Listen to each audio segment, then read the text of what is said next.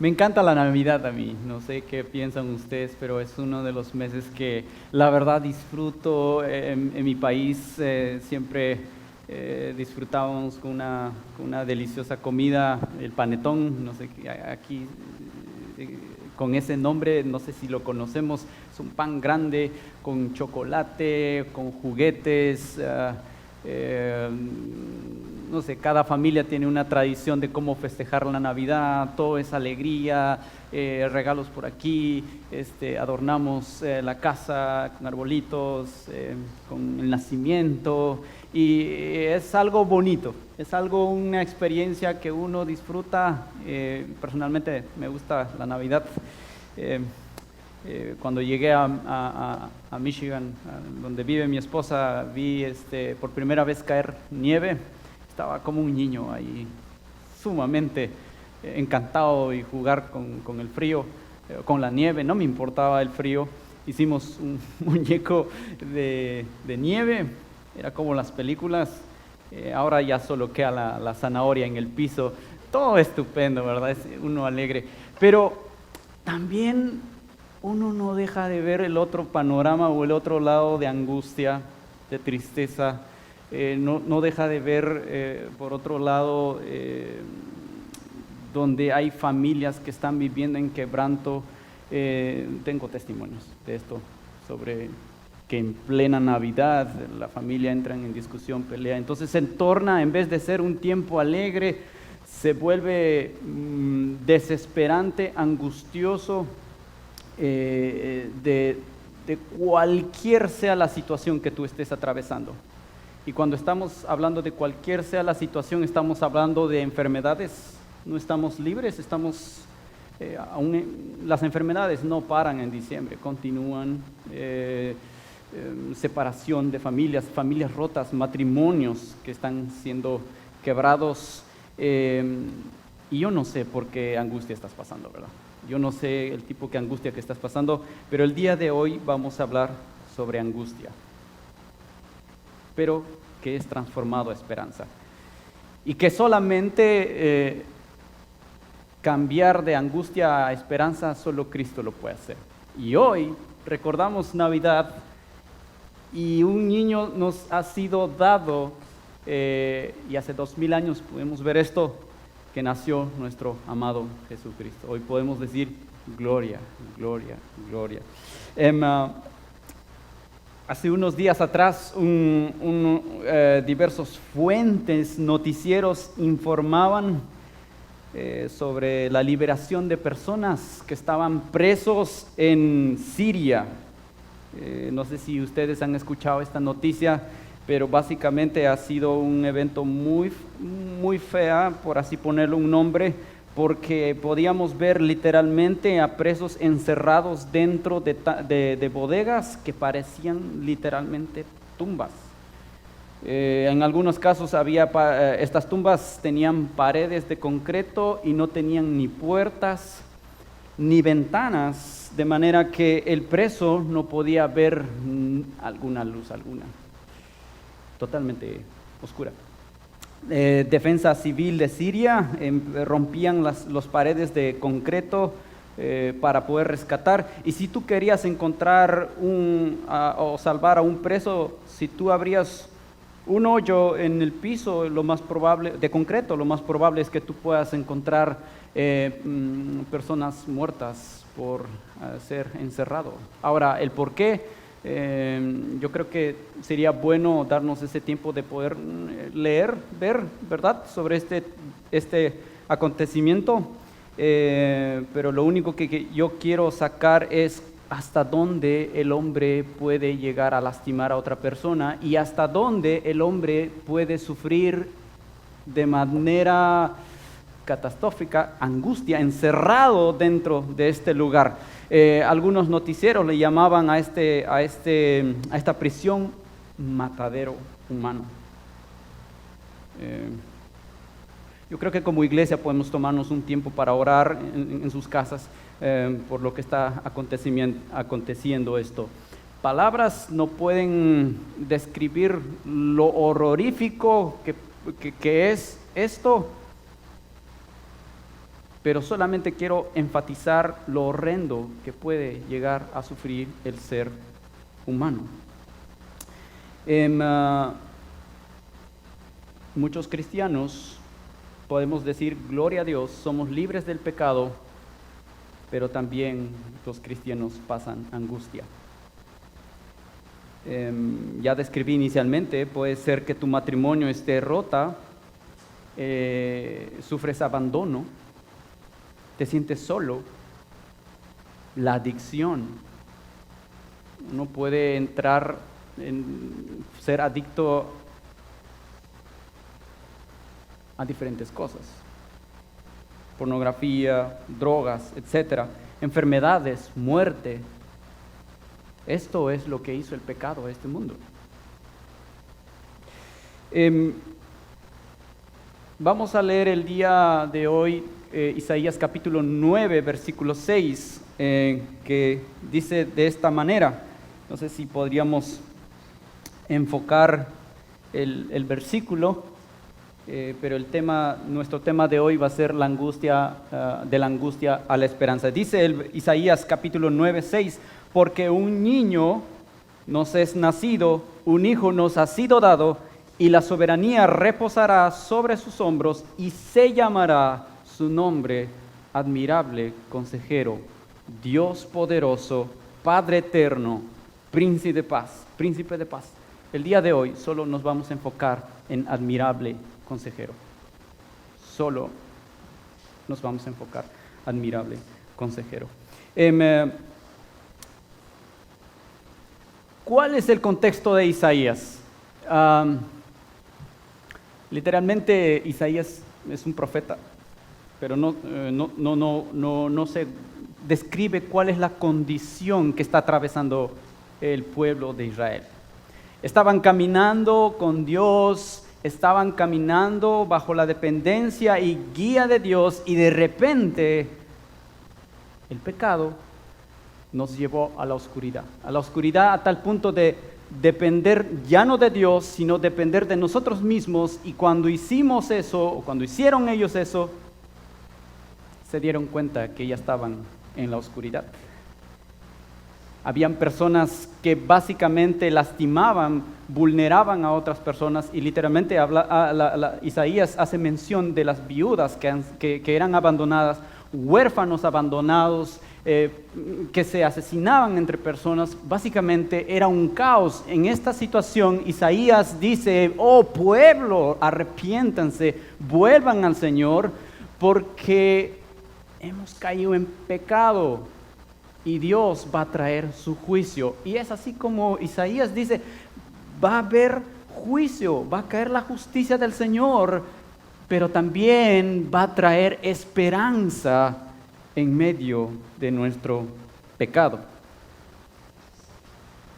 En este contexto de angustia, Isaías anuncia la promesa gloriosa del nacimiento de un niño que será llamado admirable consejero. Su título, queridos hermanos, encierra esperanza y redención. Así que el día de hoy vamos a responder dos preguntas. El primero es, ¿qué es la angustia?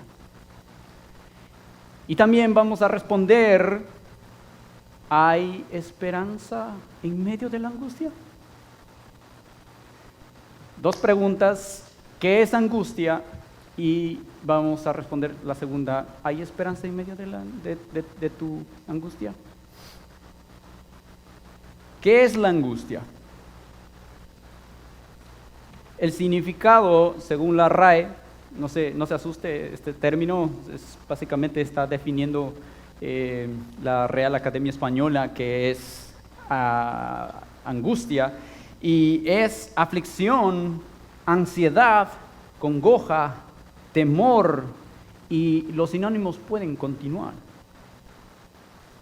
Pero también se nos dice, ya en el punto de significado, que es una sensación de intranquilidad o inquietud muy intensa, causado especialmente por algo desagradable o por la amenaza de una desgracia o peligro. Y esto puede manifestarse no solamente psicológico, sino también físicamente. Y otra vez es el pecado haciendo todas estas cosas. Desde lo ¿qué debo hacer cuando no sé qué hacer? Y llega hasta literalmente asesinar a personas. Eso hace el pecado. En otras palabras, la angustia misma no es pecado en sí, pero sí es el resultado de la opresión, sufrimiento y exilio del pueblo de Israel a causa de su desobediencia hacia Dios. Es como el pueblo de Israel estaban caminando, así como estaban caminando bajo la guía, ahora ya no están caminando bajo la guía. Entonces, ustedes miran, mis angustias, lo que estoy pasando ahora, ¿es producto de mis pecados? Podríamos decir que sí. Al final de todo, la angustia es consecuencia del pecado. Pero también podríamos decir que los sufrimientos o la angustia es un gran tiempo. Usted me dirá, ¿qué estás diciendo? ¿Angustia y sufrimiento es algo bueno? Pues sí, es la manera como Dios nos puede decir, tú dependes de mí y necesitas de mí.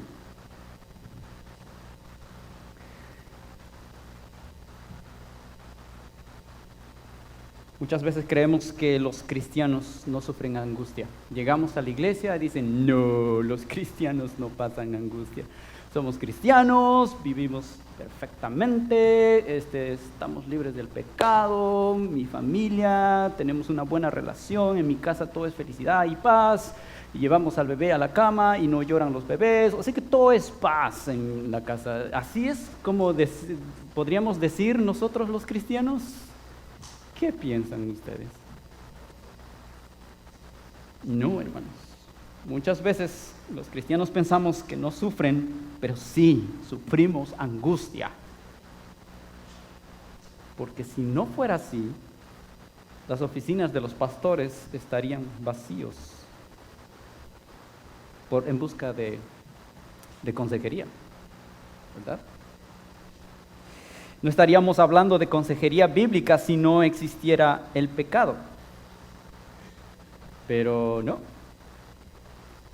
Domingo a domingo podemos recibir la prédica, podemos escuchar la prédica, aprender y cantar. Hay esperanza, pero en la semana estamos desesperados y llamando a algún familiar y diciendo, estoy desesperado, estoy angustiado, ayúdame.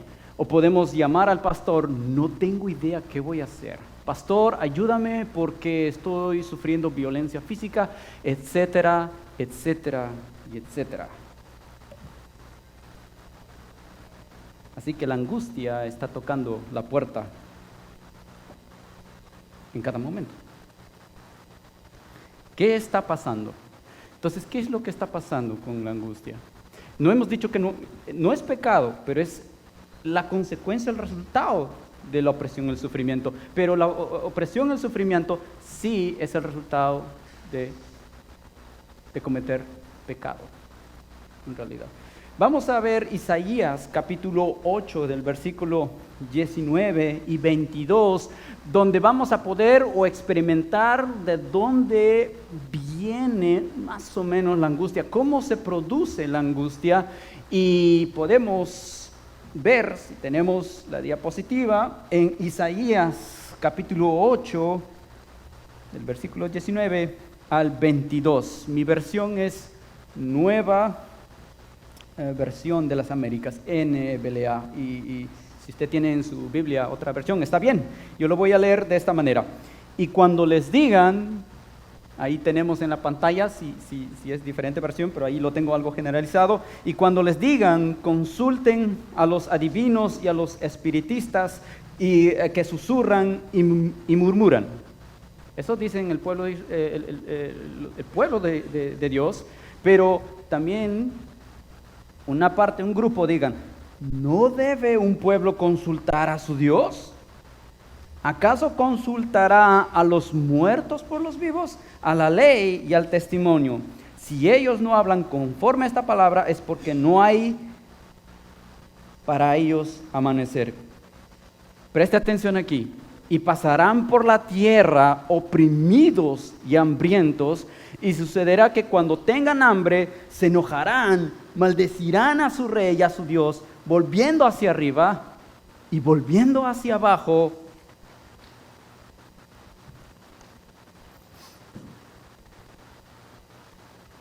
¿Podemos continuar aquí leyendo?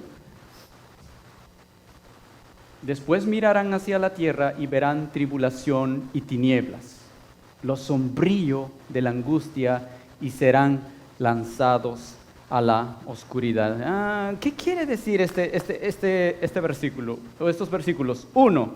El pueblo de Dios decidió confiar y buscar consejos en adivinos y en espiritistas, como si ellos fueran los conocedores de lo bueno. Cuando el único conocedor de la verdad, incluso es la verdad, ¿quién es? Es nuestro Dios.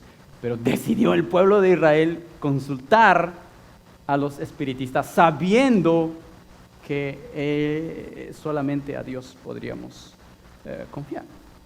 Pero también vemos que el pueblo de Dios está confiando ciegamente en algo que no posee ni la verdad ni la sabiduría. En otras palabras, si tú estás confiando, no se me ocurre otra cosa, tal vez el dinero es mi fuente de felicidad, es mi fuente de verdad, es mi fuente de... me llena mi esperanza. Hermanos, déjame decirte que ahí no está la verdad. No digo que el dinero sea malo, es bueno, en el contexto de cómo Dios nos llama a ser buenos administradores.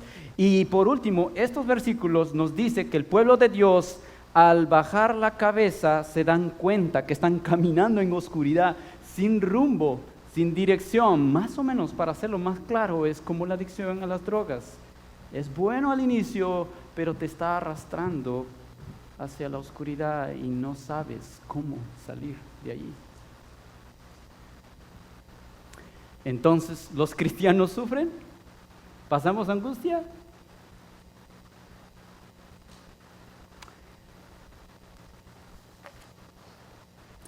Vamos a ver qué dice Hebreos capítulo 3 del versículo 12 al 13. Es una versión de TLA, traducción del lenguaje actual.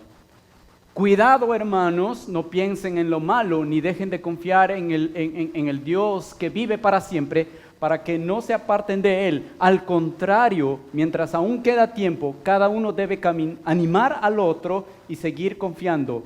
Así nadie dejará de obedecer a Dios, ni pensará que si peca, hace el bien. Entonces, aquí en estos versículos, hermano, empieza diciendo, incluso con signo de interrogación, dice: cuidado, hermanos, no piensen en lo malo. En otras palabras, estamos libres de pecados, del pecado, pero aún existe el pecado.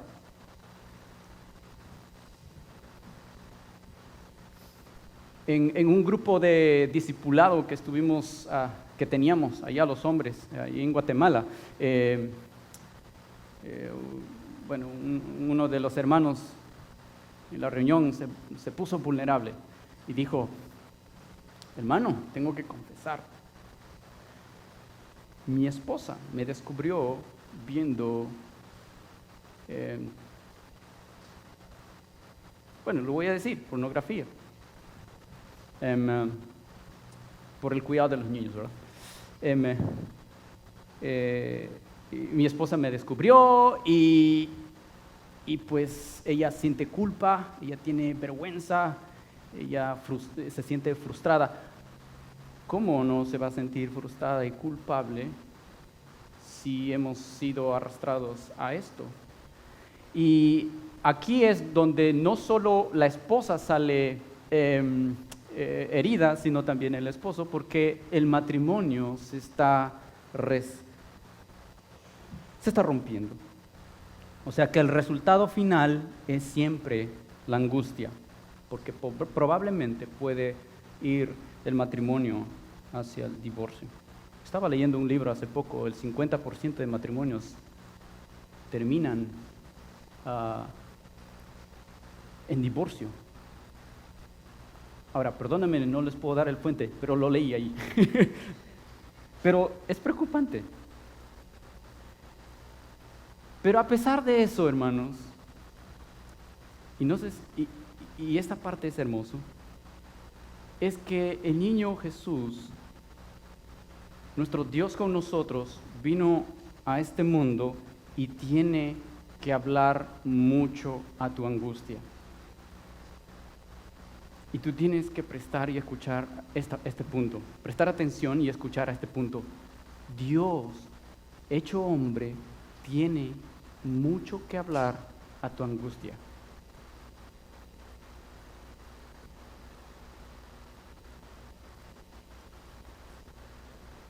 ¿Por qué? Porque Él transforma la angustia en esperanza. Y si te preguntas cómo lo hace, pues ahora entremos al segundo punto. Pero por ahora debes saber, y de manera consciente, es que aún los cristianos atraviesan angustia. Y en muchos de los casos es por tu pecado.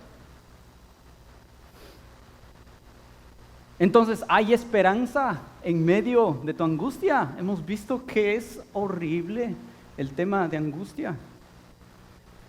Algunos me podrían decir,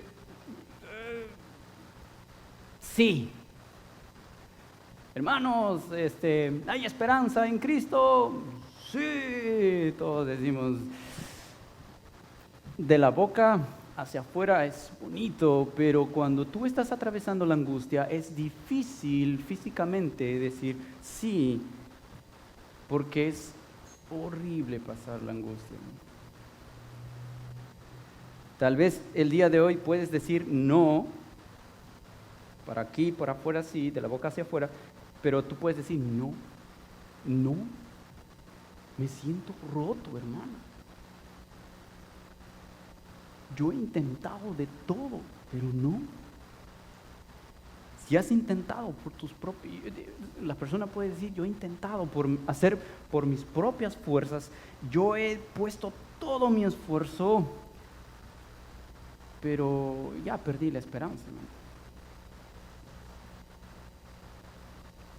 Y ahí está el problema, porque si tú trabajas solo, si tú pones las fuerzas solo, básicamente podríamos decir que estamos perdidos, a no ser que alguna esperanza, alguien que haya vencido completamente el pecado, pueda decir, yo puedo ayudarte. Y eso es, ¿quién? Nuestro Señor Jesucristo. ¿Hay alguien aquí que se llame Esperanza? Mejor pongámoslo así. Imagínense que mi madre me haya puesto ¿Esperanzo? No. Esperanza, la esperanza. Y yo me presento aquí, yo digo, hermanos, soy la esperanza.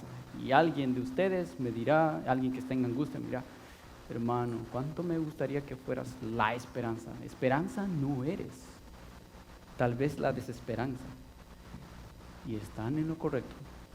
Que yo soy hombre que ha sido redimido por la cruz de Cristo y estoy aquí gracias a Él y transmitiendo este mensaje por gracia y misericordia, pero yo no soy la esperanza. Mi nombre podría ser la esperanza, pero no soy la esperanza. Yo no voy a cambiar tu vida. O imagínense que mi mamá me hubiera puesto admirable consejero. ¿Qué estoy hablando blasfemia aquí, verdad? Admirable, mi primer nombre, consejero, mi apellido. Admirable consejero. Yo me pongo acá. Es más, yo no tendría la cara de presentarme ante ustedes aquí. Yo diría que yo me llamo admirable pecador. Y otra vez, gracias por la gracia del Señor Jesucristo, gracias por la misericordia de Cristo, que nos ha perdonado nuestros pecados en totalidad. Ahora podemos hablar su palabra, pero admirable consejero no soy. Entonces no se basa en el nombre meramente, sino que Jesucristo es la esperanza y Él es el admirable consejero.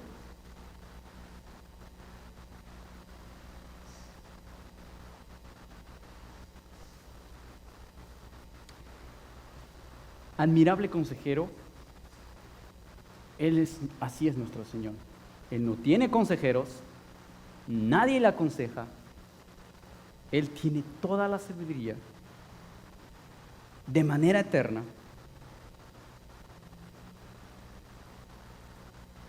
Estaba pensando, si Él es la sabiduría, Él es la verdad, el camino, tiene los consejos, la sabiduría infinita, y yo tengo mi sabiduría finita, ¿en quién debería confiar yo? Y eso que mi sabiduría finita podría llevarme a la ruina, a menos que venga de Dios. Me voy a abrazar al admirable consejero, a la esperanza. Me voy a sentarme, abrázame, quiero descansar en ti, porque tú eres la esperanza, Señor Jesucristo.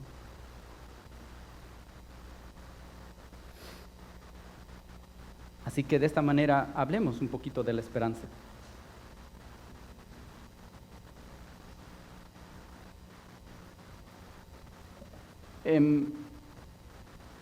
Cuando hablamos de admirable consejero, no podemos hablar de ser una persona, nuestro Señor Jesucristo, ser como consolador. Él es consolador. Hermanos, si tú estás pasando por sufrimientos, por dificultades, por angustias, por muerte, Jesucristo ha pasado eso. Lo rechazaron, lo escupieron, lo lastimaron, lo crucificaron y ha muerto. Pero Él ha pasado todo eso, pero es más, lo ha vencido a todas esas cosas. Podríamos decir que la muerte ya no tiene la última palabra. Así que, hermano, si tú tienes angustias y no tienes libertad, el admirable consejero tiene mucho que hablar a tu vida, y no solo eso, te está diciendo que soy la esperanza, y no solo eso, está diciendo yo he vencido todo eso, sé de lo que estás pasando, confía en mí.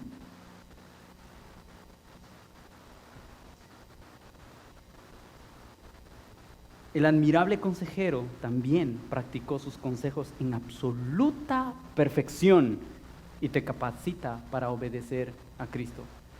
Hermano, yo he intentado cambiar. Hemos hablado de lo anterior de la angustia, nos consuela.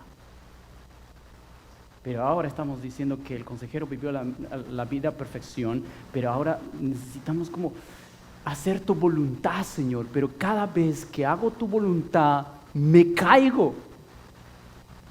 No puedo hacer esto, pero el Señor Jesucristo nos dice, yo viví una vida perfecta, tú tienes que venir a mí y confiar en mí y aceptar como tu Salvador y declararnos libres del pecado. Y amén. Y aquí estamos, iglesia, personas que hemos sido declarados libres de pecado, aún existiendo el pecado, pero somos libres del pecado y ahora podemos depender del Señor Jesucristo. Ahora nuestras obras no cuentan, a menos que sea del Señor Jesucristo. Podemos confiar en el Señor Jesucristo ahora y poder caminar en rectitud de acuerdo a su voluntad.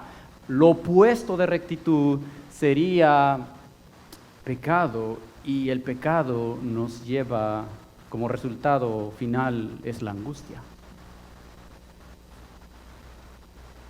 El tercero, No dije primero, segundo y tercero, pero voy a anclar ahí el punto, último punto. El admirable consejero otorga abundancia.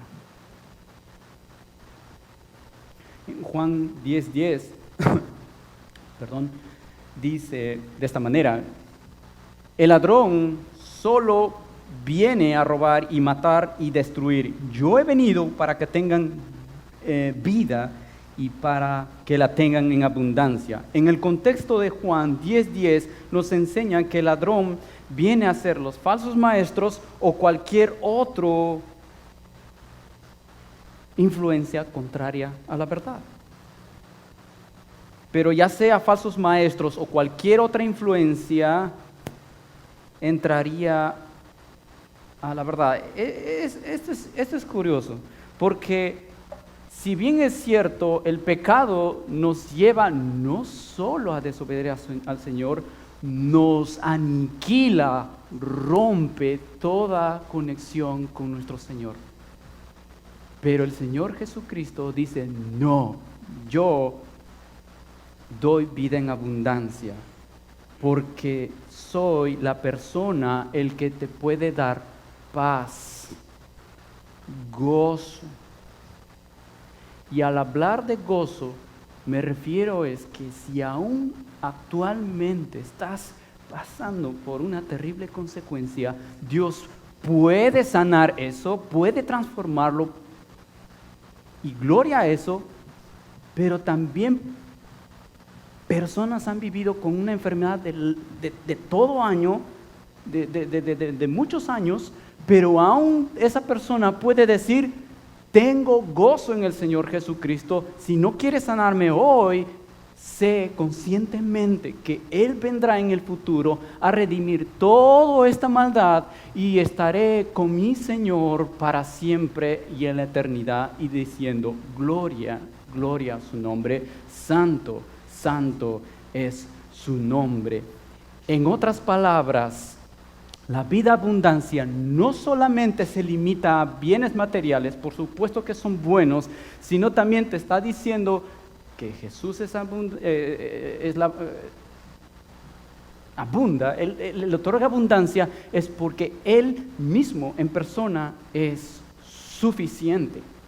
Así que si tú estás caminando cansado, deprimido, y no solo es sentimental, ahorita no estoy diciendo siéntete bien, mañana puedes sentirte cansado, frustrado, pero aún diciendo: tengo gozo en el Señor Jesucristo, porque Él es mi única esperanza, porque sé que Él ha derrotado a la muerte, al pecado, y ahora puedo vivir con Él.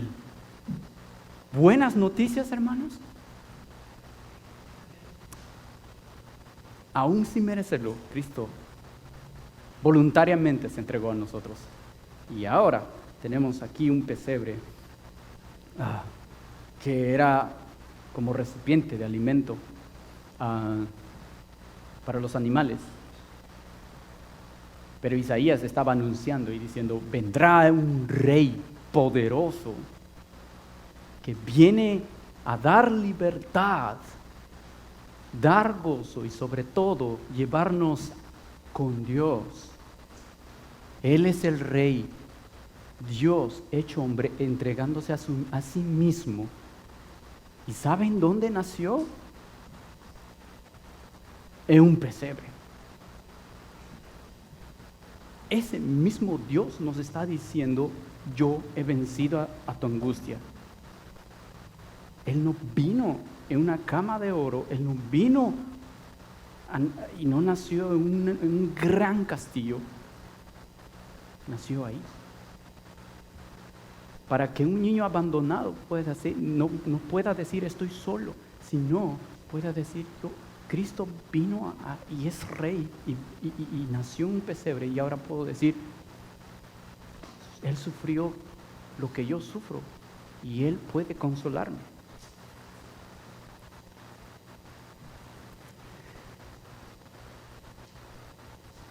Uno de los presos rescatados que estaba ahí literalmente en paredes de concreto, todo ello. Tenía así una reja, una reportera y algunos de la guardia o de rescate sirio entran, rompen la puerta, entran y ven a un hombre en el rincón desesperado, temblando, cubierto con una sábana. Es así como nos lleva la angustia, en realidad es una cosa terrible, pero estaba ahí en un rincón temblando, y cuando se dio cuenta que había llegado la ayuda, él solo dijo: soy civil, soy civil, soy civil, mientras se sostenía temblando de la mano de la reportera y pidiendo agua. Los de rescate decían: wow, gracias a Dios, estás salvo. No tengas miedo, ahora estás libre. Pero el prisionero, cuando estaba saliendo ya de la cárcel, vio el cielo, la luz, y dijo: Dios mío, ahora puedo ver la luz. Y la cárcel puede parecer a tu angustia. Temblando, en las noches no puedes dormir tal vez, pero Cristo, de una manera resplandeciente, tú puedes sujetarte de la mano y te dice: yo estoy contigo, tu admirable consejero. Así que, hermanos, Isaías 9:6 nos enseña que Cristo es el admirable consejero, que transforma de angustia a la esperanza. En medio de la incertidumbre, su consejo es suficiente para guiar nuestras propias vidas. Pregunta: ¿estás buscando dirección en momentos de angustias? ¿Dónde acudes cuando tienes angustias? ¿Solo simplemente dices: así será mi vida? O dices: ¿sabes qué? La única manera que puedo calmar mi angustia es, no sé, ¿qué busco? Algo para deshacerme de angustia. Podemos recurrir a cosas que ni siquiera deberíamos buscar consejos, porque ahí no está el consejo ni la verdad. Entonces, iglesia, ¿estás buscando dirección en momentos de angustia? ¿O solo te cierras en tu cuarto y te preguntas: ¿tendré esperanza? Cristo puede transformar tu angustia en esperanza, porque Él es la esperanza personificada. Hermano, tú me has hablado sobre la esperanza, es hermoso.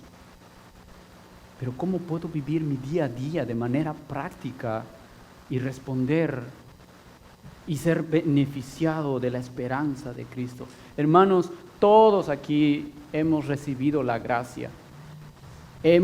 Tienes el Espíritu Santo dentro de ti, por lo tanto, tú eres ahora un admirable consejero, gracias a Dios, en realidad, no en realidad tú, sino por el Espíritu Santo. Ahora puedes acompañar a otras personas que necesitan ayuda. Significa que a la persona quien está sintiéndose en angustia te puede decir: hermano, no estás solo. No sé cómo te sientes, pero yo estoy aquí. Quizás no tengo dinero, pero estoy acá. ¿Qué hago? ¿Te ayudo a cocinar? ¿Cómo te escucho? ¿Cómo te ayudo, hermano? Hermanos, todos aquí podemos acompañarnos, porque somos instrumentos de las manos del admirable consejero. La otra es: posiblemente los pastores, los que están predicando, y los hermanos afirmen de manera recurrente y dicen, y esto es de manera obvia, y dicen: lee tu Biblia, hermano. Pregunta real: ¿leemos la palabra del Señor? Si en las Escrituras está revelado la palabra del Señor, ha sido inspirada por el Señor, significa que la verdad está allí también. No solo el Espíritu Santo que está en nosotros, que nos ayuda a capacitar y obedecer y hacer la voluntad del Señor, sino también la palabra, las Escrituras están allí. Por favor, no lo tengas en tu armario guardado, léelo todo el día. Si no podemos leer o interpretar o cómo estudiar la Biblia, busquemos a alguien y nos diga, por favor, guíame a ese admirable consejero porque no tengo idea qué dice este versículo. Hermanos, lean las Escrituras todos los días, y lo sé, es difícil. Pongan un timbre y una alarma y digan, hora de leer las lecturas. Es más, no debería ser así todo el momento. Lo otro, orar. Oren unos por otros, hermanos. No tienen idea cuánto poder tiene la oración. Y otro es ser vulnerables. Yo vengo de Perú con una cultura donde yo sé que en México también dicen los machos, ¿verdad? ¿Me perdonan si es una palabra malita? No, todo tranquilo. Machos. Los machos no lloran. ¿Verdad? Creo que en casi todos los países latinos se ve esto. Los machos no lo lloran. Si está saliendo una lágrima, vuélvelo. Hermanos, varones, seamos vulnerables unos con otros. Lloren, aflíjanse en unos a otros.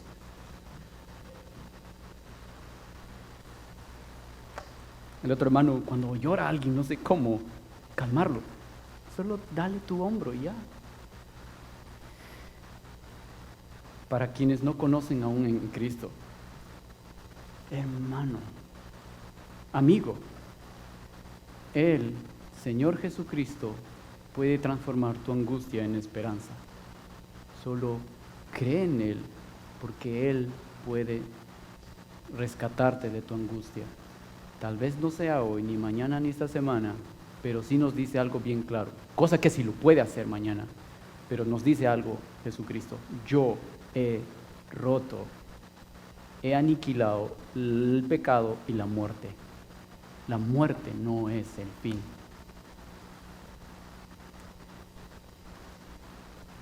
Ahora sí podemos tener un tiempo de reflexión en este mes que ya llegó la Navidad. Recordar a nuestro Señor Jesucristo en este pesebre, pero no en ese pesebre ahora, sino está en tu corazón ahora mismo. Está en tu corazón ahora. Oramos, hermanos.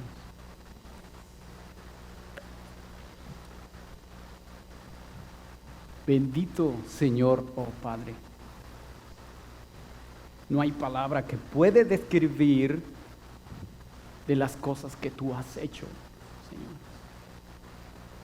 Dios, tú has entregado a tu único Hijo, Señor, para rescatar a quienes, a estos pecadores, Señor.